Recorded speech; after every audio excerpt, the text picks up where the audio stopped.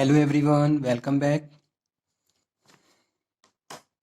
ई commerce में आज के सेशन में हम डिस्कस करेंगे how to purchase product online, यानी कि ऑनलाइन प्रोडक्ट किस तरीके से परचेज किए जाते हैं। ठीक है, अगर कोई भी बायर है तो वो किस तरीके से ऑनलाइन प्रोडक्ट खरीद सकता है और घर बैठे ऑनलाइन प्रोडक्ट को कंज्यूम कर सकता है। So let's cover today session how to purchase product online.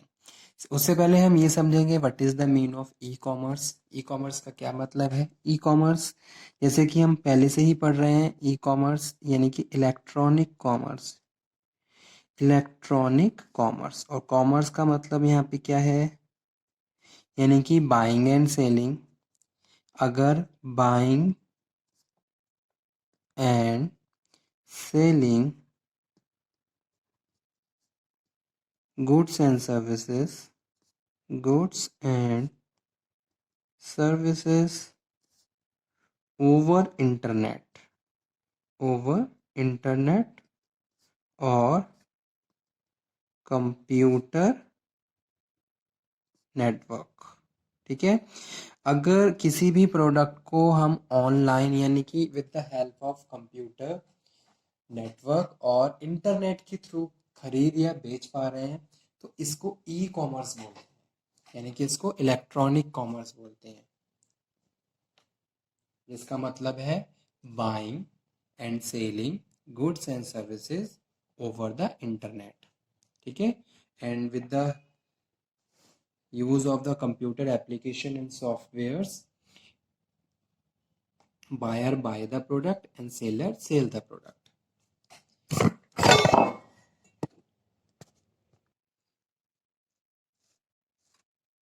Okay,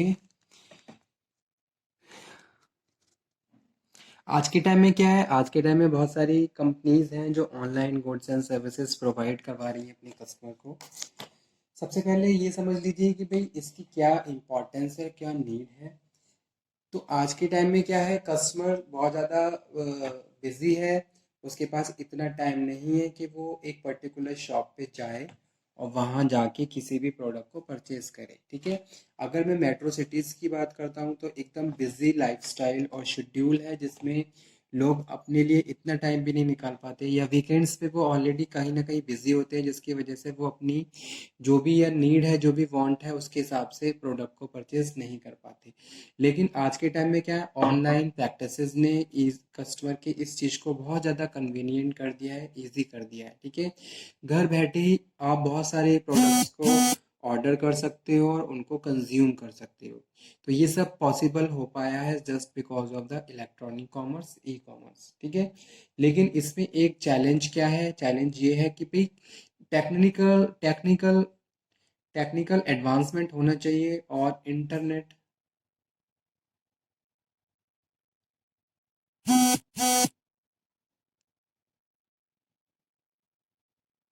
facility 24 hours available होनी चाहिए। ठीक है, या फिर अगर टेक्नोलॉजिकल एडवांसमेंट नहीं होगा तो कहीं ना कहीं इसका असर हमारे बिजनेस पे पड़ेगा।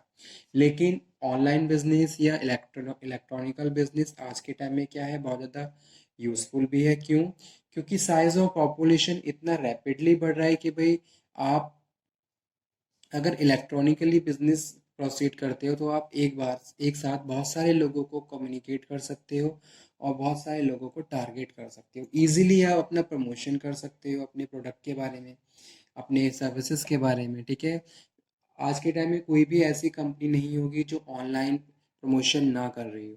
हर कंपनी ने क्या कर रहा है, क्या अपनी एक वेबसाइट बनाई है जिसपे उन्होंने अपनी जो भी प्रोडक्ट वो ऑफर कर रहे हैं, जिस भी प्रोडक्ट में वो डील कर रहे हैं, उससे रिलेटेड इंफॉर्मेशन वहाँ पे कन्वे की है अपने टारगेट कस्टमर्स को।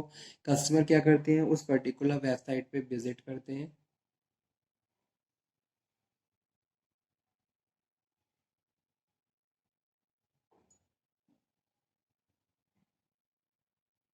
और विजिट करने के बाद वहाँ से इंफॉर्मेशन को गैदर करते हैं। ठीक है, तो आज हम डिस्कस कर रहे हैं किस तरीके से ऑनलाइन, जैसे कि मैं एग्जांपल के तौर पे यहाँ पे कोट करता हूँ अमेज़ॉन। आपने क्या करा, अमेजोन की साइट को विजिट किया, ठीक है। वैसे तो कंज्यूमर की अलग अलग पर्सनैलिटी डिफरेंसेस होते हैं, जिसके हिसाब से वो अपने इंटरेस्ट के हिसाब से प्रोडक्ट को परचेज करते हैं, ठीक है। तो ये भी चीज़ वेरी करती है कि भाई आप किस, बहुत सारे प्लेटफॉर्म हैं, लेकिन आप कहाँ पे रेडी हैं, किस साइट पे आप एक तरीके से रुक पा रहे हैं, और कहाँ से आप प्रोडक्ट लाइक कर रहे हैं, ठीक है। तो ऐसे सपोज कोई भी प्रोडक्ट कस्टमर है जिसको अमेजोन साइट पे कोई प्रोडक्ट समझ में आया, तो वो क्या करेगा, सबसे पहले तो वो उस प्रोडक्ट को विजिट करेगा, ठीक है। यानी कि अमेजोन वेबसाइट को उसने ओपन किया। After that step by step लिख देता हूँ, पॉइंट वाइज, ठीक है। इंफॉर्मेशन गैदर, वो क्या करेगा, इंफॉर्मेशन गैदर करेगा। Information gather here in the sense of information related to product, information related to price, और ऑनलाइन कौन कौन सी सर्विसेज प्रोवाइड करवा रही हैं, क्या फीडबैक क्या है, उसके रिव्यू क्या हैं, ये सब चीज़ें भी वहाँ पे प्रॉपर रीड की जाती हैं कस्टमर के द्वारा, ठीक है।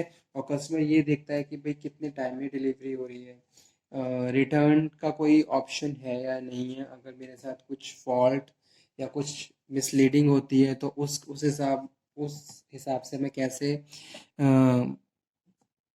सेटलमेंट कर सकता हूँ, ठीक है।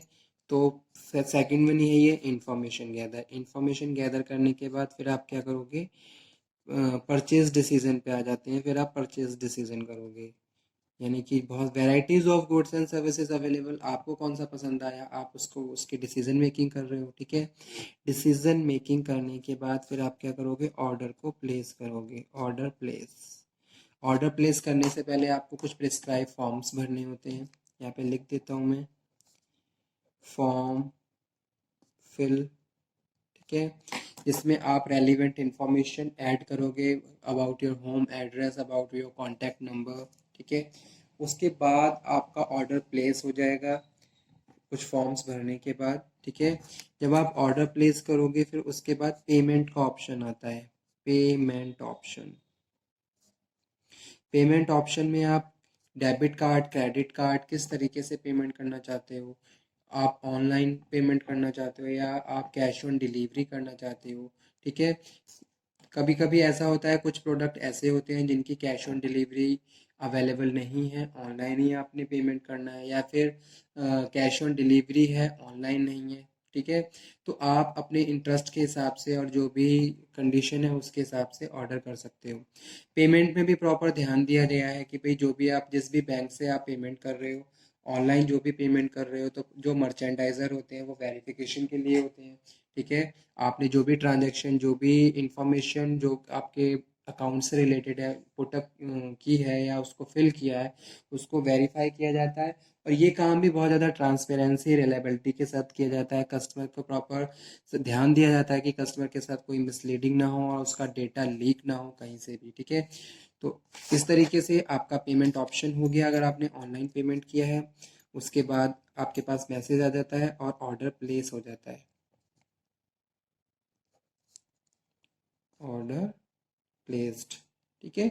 After that you can carry the information about the delivery, कि भाई प्रोडक्ट, आपके पास एक नंबर आ गया, उस नंबर के थ्रू आप टाइम टू टाइम ये देख सकते हो कि आपका प्रोडक्ट कहाँ तक आ चुका है, ठीक है।